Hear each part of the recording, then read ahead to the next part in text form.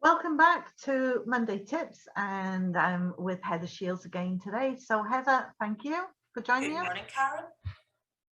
And today we're talking about ISBN numbers.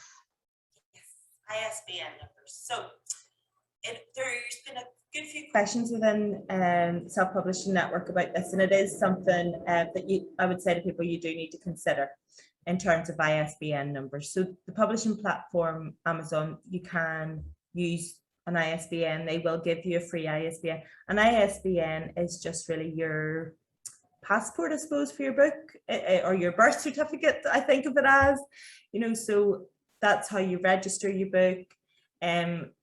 It's the serial number that identifies your book. It's little. Yeah, the little number that goes above the barcode. Yeah.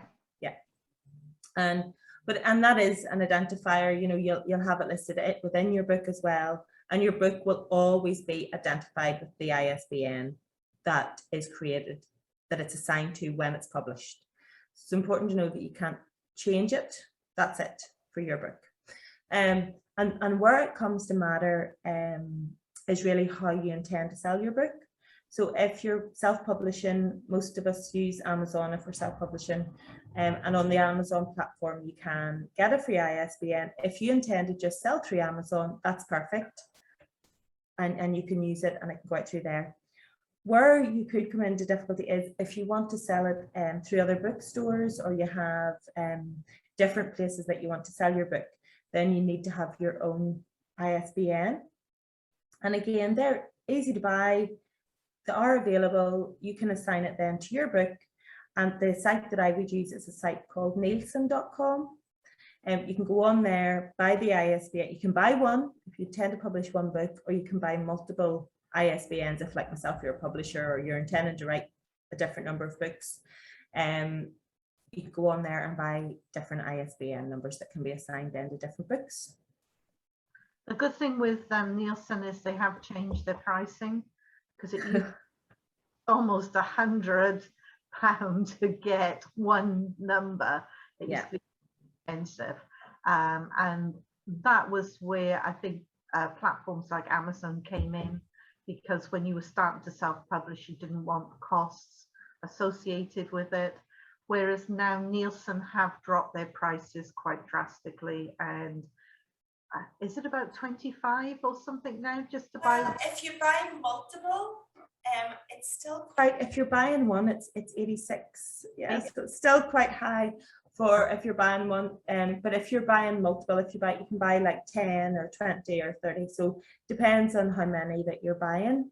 But it does mean that then it depends on what you want to do. It does then mean that you can have the option to sell it to different bookstores, to sell it through different bookstores and different platforms as well, in addition to Amazon. But if you're intending to sell through Amazon, which many people are, you can take the free ISBN that comes with it. Well, I only use the Amazon platform, so I only ever use the free ISBN that they supply. Yeah. I did at one stage go down the route of publishing on other platforms, but I got to the stage where Amazon was for me the easier platform to be publishing on, and it's just made sense to use their ISBN numbers. Yeah. One of the confusions around ISBN numbers, I see questions, is when you do an ebook. Now, some people will put an ISBN number on an ebook, but ebooks do not need them. All right, so if you are publishing an ebook, you don't need to get an ISBN number for it. I think that's important to note. And if you are intending to do an audiobook, you don't use an ISBN number either, do you, on an audiobook? And most people will have a paperback and ebook. If they're doing an audiobook, they usually will have a paperback and an ebook version. But if some people only publish ebooks, again, you don't have to have an ISBN. Even when you come to the publishing, you will be asked, if you're using Amazon platform, for example, do you want to assign one, and people can choose to do that. But as long as you have your bookmark copyright and all of that, the good thing about it, well, it's essential with the paperback, you have to, you have to assign one. But it is that identifier, that book will always be identified to you.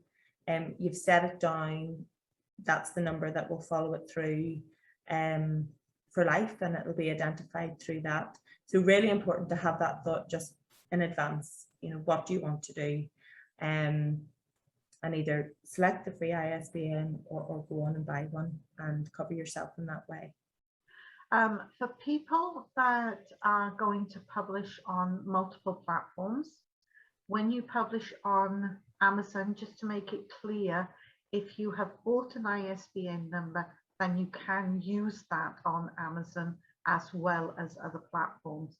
But if you've only purchased through Amazon and you've got the free one, you can only use it on the Amazon platform. It's not valid on any other platform. If you have purchased an ISBN, then on any platform that you're publishing, you'll have to select enter that you have your own, and you'll be entering that. It's a 13-digit code. It's your International Standard Book number, and it's that same code that will go in absolutely everywhere. And just slightly away from that, for people who are publishing on Amazon and have purchased their own ISBN number because they're intending to publish on another platform, just remember that there are marketing tools on Amazon, and if you publish on Amazon, you have to allow Amazon, and I'm not sure whether it's 60 days or 90 days unique. You can't publish a book on other platforms if you use certain tools on Amazon. So if you think, I'm going to put this on Amazon and then I'm going to get it out there and do all these other things, make sure that you are not restricted on the tools you're actually using on Amazon. Yeah, it's a good point, actually. And it is different for different ones, so you really do need to check those out. Yeah, just make sure that you look at everything. So that was a sweet one today, unless you've anything else to add to that. Yeah, I just hope that sort of clarifies things for people, because it's a big question. Also your ISBN, you can register your books, register yourself as author in different areas as well. But yeah, hopefully that clarifies it for people. Right. So thank you very much, Heather, and we'll catch up again next week. See you then, Karen. Thank you.